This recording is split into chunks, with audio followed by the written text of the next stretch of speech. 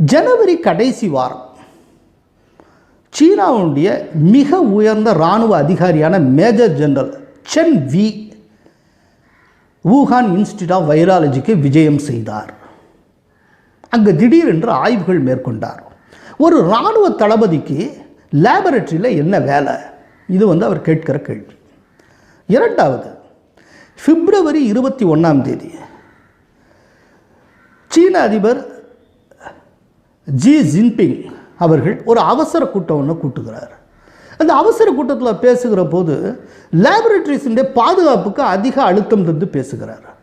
ஒரு இடத்துல சொல்லுகிறார், lab safety is national safety என்கிறார். அதாவது ஆய்வக பாதுகாப்பு நாட்டின் பாதுகாப்பு என்கிறார். இதுவரைக்கும் கிட்டத்தட்ட 200 நாடுகள் இந்த கொரோனானால் பாதிக்கப்பட்டிருக்கு. எந்த நாட்டினுடைய அதிபரும் பிரதமரும் ஆய்வகங்கள் பற்றி பேசவே இல்லை. ஆனால் சீன அதிபர் ஆய்வகம் பற்றி பேசுகிறார் என்றால் அதற்கு என்ன பொருள்? அதற்கு அடுத்த நாள் பிப்ரவரி 22 சீனாவினுடைய சயின்ஸ் அண்ட் டெக்னாலஜி மினிஸ்ட்ரி ஒரு இன்ஸ்ட்ரக்ஷன்ஸை முக்கியமான லேபுக்கு அனுப்புது. அந்த இன்ஸ்ட்ரக்ஷனில் என்ன சொல்லியிருக்கு, அதோட தலைப்பே என்ன அப்படின்னா, அதாவது சீன லேபரட்டரியில் இருக்கக்கூடிய பயோசேஃப்டி மெக்கானிசத்தை மேலும் வலுப்படுத்துவது தொடர்பான அறிவித்தல்கள் அப்படின்னு சொல்லி பல மெக்கானிசத்தை சொல்கிறாங்க. இந்தந்த விதத்தில் இந்த பாதுகாப்பை பலப்படுத்தணும் அப்படின்னு சொல்லி அவர்கள் சொல்லுகிறார்கள். இதையெல்லாம் மோஷர் தெளிவாக பாயிண்ட் அவுட் பண்ணுறார். இதை விட சுவாரஸ்யமான அதே நேரத்தில் ஒரு பயங்கரமான இன்னொரு விஷயத்தை அவர் முன்வைக்கிறார். இந்த வூஹான் இன்ஸ்டிடியூட் ஆஃப் வைராலஜியில் பணியாற்றக்கூடிய விஞ்ஞானிகள் ஒரு சிலருக்கு வேறு ஒரு விதமான பழக்கம் இருந்தது. பேராசை பிடித்து போய் அவர்கள் ஒரு தவறான காரியத்தில் ஈடுபட்டார்கள். ஆய்வகத்தில் ஆய்வுக்காக பயன்படுத்தப்படுகிற விலங்குகள் அந்த ஆய்வு முடிந்த பிறகு பக்கத்தில் இருக்கக்கூடிய சீஃபுட் மார்க்கெட்டில் விற்கப்பட்டு வந்தன. இந்த காரியத்தை ஒரு சில விஞ்ஞானிகளே செய்து வந்தார்கள். ஒரு குறிப்பிட்ட விஞ்ஞானி இந்த விதமாக ஆய்வுக்கு பயன்படுத்தப்பட்ட குரங்குகள், அரிய வகை எலிகள் ஆகியவற்றை விற்றதன் மூலமாக மில்லியன் கணக்கில் சம்பாதித்திருக்கிறார். அவர் தற்போது கைதாகி இருக்கிறார் என்று அவர் சொன்னார். யோசிச்சு பாருங்கள், முழுக்க வைரஸ் இன்ஃபெக்டட் அனிமல்ஸை அந்த ரிசர்ச் முடிஞ்சதுக்கப்புறம் பக்கத்தில் இருக்க சீஃபுட்டில் அவங்க கொடுத்து அந்த இறைச்சியை மற்றவர்கள்லாம் சாப்பிட்ருக்காங்கன்னா என்ன நடந்திருக்கும்? இதெல்லாம் நடந்து. இதோடு மட்டுமல்ல, ஜனவரி 23 கிட்ட மெயில் ஆன்லைன் என்கிற இணையதளம் ஒரு குறிப்பான ஒரு தகவலை சொல்லிட்டு, அதாவது 2018 American scientist Wuhan Institute of வைராலஜியை எச்சரிக்கை செய்தார்கள். இது லெவல் 4 லேபரட்டரியாக இருந்தாலும் சர்வதேச அளவிலான பாதுகாப்பு என்று வருகிற போது மிக குறைவாக இருக்கிறது. அது இன்டர்நேஷ்னல் ஸ்டாண்டர்டில் இல்லை. பாதுகாப்பை பலப்படுத்துங்கள் என்ற எச்சரிக்கையை ஏற்கனவே அமெரிக்க விஞ்ஞானிகள் விடுத்திருந்தார்கள். ஆனால் சீனா அதை செவிசாய்க்கவில்லை என்று கூறப்பட்டிருந்தது. இதுக்கிடையில் 3வது ஹைபாத்திசிஸ். அந்த 3வது ஹைபாத்திசிஸ் என்ன அப்படின்னாக்க, சீன அரசு வேண்டுமென்றே மெத்தனமாக நடந்து கொண்டதா? இது ஒரு கேள்வி. இந்த கேள்விக்கு பதிலளிக்கக்கூடிய விதத்தில் மார்ச் 22 நியூயார்க் டைம்ஸ் ஒரு அருமையான ஆர்டிக்கிள் ஒன்று பதிப்பு செய்தது. ரொம்ப ஒரு இன்டராக்டிவாக இன்ஃபோகிராஃபிக்ஸோடு கூடின ஒரு article. How the virus got out அப்படிங்கிறது தான் அதனுடைய தலைப்பு. எவ்வாறு வைரஸ்கள் வெளியே வந்தன, இது தலைப்பு. இதில் சீன அரசுடைய அலட்சியம் பற்றி அது சொல்லுகிறது. அவங்க சொல்கிறாங்க, ஜனவரி 1 தன்னுடைய லூனார் நியூ இயரை கொண்டாடுவதற்காக வூஹானில் இருக்கக்கூடிய சீனர்கள் கிட்டத்தட்ட 1,75,000 பேர் அன்றைய ஒரு நாளில் வெளியில் போயிருக்காங்க. இதை சொல்லுகிற போது அந்த நியூயார்க் டைம்ஸ் என்ன சொல்லிட்டு அப்படின்னா, இந்த 1,75,000 ஃபிகரை நாங்கள் எங்கேருந்து பிடிச்சோம் அப்படின்னா, டைம்ஸ் அனாலிசிஸ் வெளியிட்டு இருக்கக்கூடிய சீனாவில் இருக்கக்கூடிய செல்ஃபோன் சர்வீஸ் ப்ரொவைடர்ஸ் அவங்களுடைய டேட்டா அனாலிசிஸ் மற்றும் அவங்களுடைய அவங்க ட்ராக் பண்ணதுலேருந்து நாங்கள் பெற்ற இந்த நம்பர்ஸ் அப்படின்னு சொல்லி அவங்க சொல்கிறாங்க. ஸோ ட்ராக் பண்ணி அந்த நம்பர்ஸை அவங்க எக்ஸ்ட்ராக்ட் பண்ணியிருக்காங்க. அதன்படி பார்த்தா 1,75,000 பேர் ஜனவரி 1 வெளியில் போகிறாங்க. அதுக்கு அடுத்த ஒரு 20 டேஸில் ஒரு 3 வாரத்துக்குள்ளே வூஹான்லேருந்து மட்டும் 7 மில்லியன் சீனர்கள் தங்களுடைய சொந்த ஊருக்கோ இல்லாட்டி சொந்த மாகாணத்துக்கோ வெளியேறி இருக்கிறார்கள். அந்த வூஹான் நகருடைய மொத்த மக்கள் தொகை 1,10,00,000. இதில் 70 லட்சம் பேர் கிட்டத்தட்ட வெளியில் போயிட்டாங்க.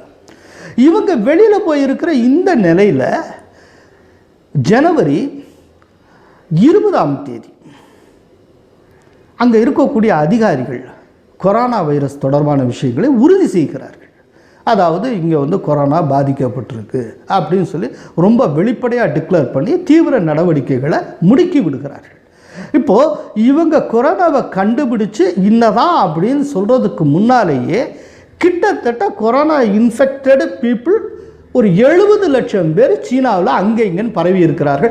இன்றைக்கும் அவர்கள் கொரோனா தாங்கிய கொரோனாவினுடைய ஸ்லீப்பர் செல்களாக இருந்து கொண்டிருப்பார்களோ என்கிற ஐயத்தை நியூயார்க் டைம்ஸ் முன்வைக்கிறது. ஒன்று.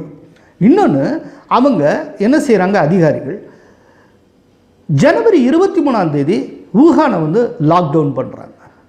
வூஹான் அப்புறம் அது இருக்கக்கூடிய அந்த ஹூபே மாகாணத்தை சேர்ந்த இன்னொரு மாகாணத்துக்கு போகக்கூடாது, அங்கேருந்து வரக்கூடாது, போக்குவரத்தை ஃபுல்லாக தடை செய்கிறாங்க. இது வந்து ஜனவரி 23 நடக்கிறது. இல்லை, ஒரு விஷயம் என்னென்னா, இந்த விதமான ஒரு லாக்டவுன் எதற்காக நடக்கிறது? மேலும் கொரோனா பரவிவிடக்கூடாது என்பதற்காக. ஆனால் தன்னுடைய நாட்டுக்குள் மக்கள் நடமாடுவதையும் மக்களுடைய போக்குவரத்தையும் தடை செய்த சீன அரசு சீனர்கள் சீனாவிலிருந்து வெளிநாட்டுக்கு போவதை தடை செய்யாமல் இருந்தது.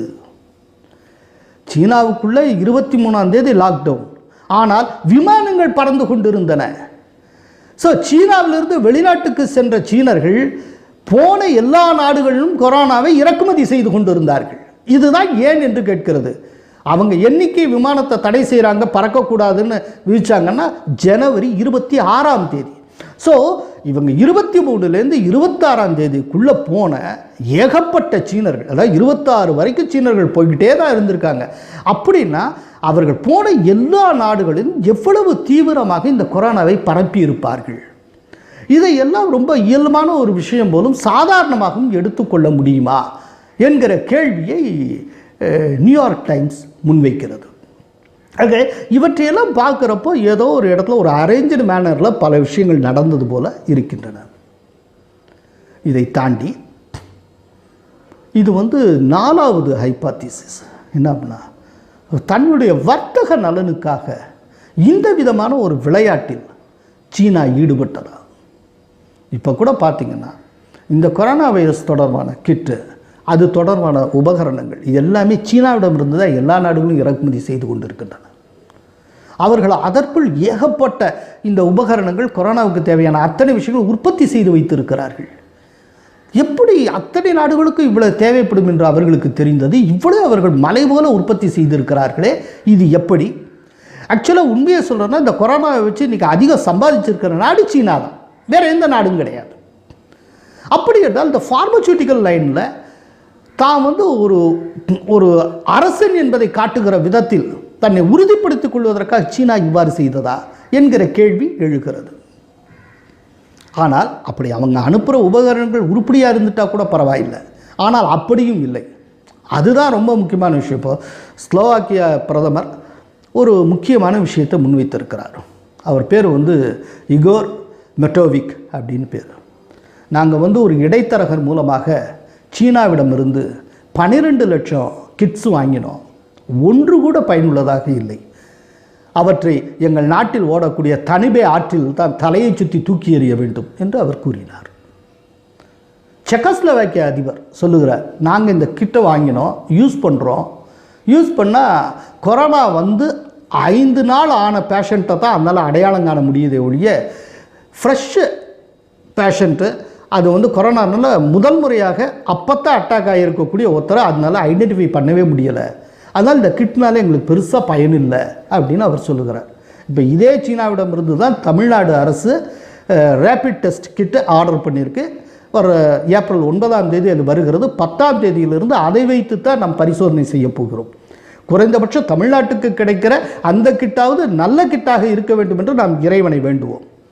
ஆக மொத்தத்தில் பார்த்தீங்கன்னா ஒரு சந்தேகத்தின் நிழல் சீனாவின் மீது படிந்திருக்கிறது. அது நன்றாக தெரிகிறது.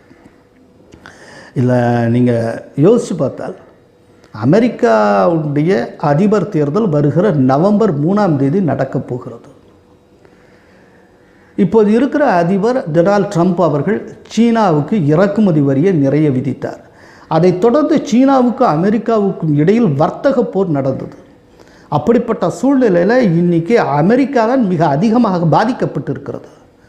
ஒருவேளை டொனால்ட் ட்ரம்ப் வரக்கூடாது என்பதற்காகவே செய்யப்பட்ட ஒரு விதமான உத்தியா, இப்படி பார்ப்பதற்கு வாய்ப்பு இருக்கிறது. இப்போ அங்கே இருக்கக்கூடிய அரசியல் நோக்கர்கள்லாம் என்ன சொல்கிறாங்க அப்படின்னா, டொனால்ட் ட்ரம்ப்புடைய வெற்றி வாய்ப்பை கொரோனா கொன்றுவிட்டது என்கிறார்கள். Corona kills Trump's chance to win என்று அவர்கள் எழுதுகிறார்கள். ஒருவேளை அதற்கு பின்னால் ஒரு தெளிவான ஒரு உத்தி ஏதோ ஒன்று காரணமாக இருக்குமா? ட்ரம்ப் மீண்டும் வரக்கூடாது என்பதற்காக செய்யப்பட்ட ஒரு விஷயமாக இருக்குமா? இது அமெரிக்காவில் மட்டும் இல்லை, இப்போ அண்மையில் தமிழ்நாட்டில் திருவண்ணாமலையில் ஒரு விஷயம் நடந்தது. திருவண்ணாமலையில் கிரிவலம் வரக்கூடிய பாதையில் கந்தாசிரமம் என்கிற இடத்து பக்கத்தில் இருக்கக்கூடிய குகையில் 11 நாளாக ஒரு சீனர் தங்கி இருந்திருக்கிறார். அவருடைய பெயர் யங் ரூயி என்று பெயர். அவர் பெய்ஜிங்கை சேர்ந்தவர். அவர் திருவண்ணாமலைக்கு வந்தவர் 11 நாளாக குகைக்குள்ளே பதுங்கி இருந்திருக்கிறார். அப்புறம் வனத்துறையினரை கண்டுபிடித்து இப்போ போலீஸை அரெஸ்ட் பண்ணியிருக்காங்க. முதல் கட்ட விசாரணையில் அவர் என்ன சொல்லியிருக்காருன்னா, இந்த ஊரடங்கை கண்டு நான் பயந்துட்டேன் அப்படிங்கிறார். சரி, ஊரடங்கை கண்டே பயப்படுகிறவர் எப்படி பயமே இல்லாமல் ஒரு குகையில் 11 நாட்கள் இருந்தார்? அதனால் அவர் சொல்லுவது நம்பத்தகுந்ததாக இல்லை. ஆக மொத்தமாக நீங்கள் கூட்டி கழித்து பார்த்தீங்கன்னா, அமெரிக்கா முதல் திருவண்ணாமலை வரை சீனாவினுடைய அந்த வைரஸ் வலை தொடர்பான சந்தேகம் பறந்து விரிந்திருக்கிறது. ஆனால் ஏதோ ஒன்று சந்தேகத்துக்குரிய விஷயம் சீனாவில் நடந்து கொண்டிருக்கிறது என்பது உறுதியாக தெரிகிறது. இந்த கொரோனா தொடர்பான அத்தனை விஷயங்களும் முடிந்த பிறகு சர்வதேச அமைப்புகள் சீனா தொடர்பாக தீவிரமான ஆய்வுகளை மேற்கொள்ள வேண்டும். குறிப்பாக சீனாவுடைய ஆய்வகங்கள் சர்வதேச பரிசோதனைக்கு உட்பட வேண்டும்.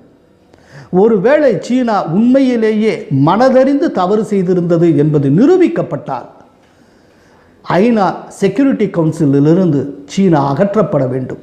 அந்த இடத்தில் அதற்கு அடுத்த மிகப்பெரிய ஆசிய சக்தியான இந்தியா அமர்த்தப்பட வேண்டும்.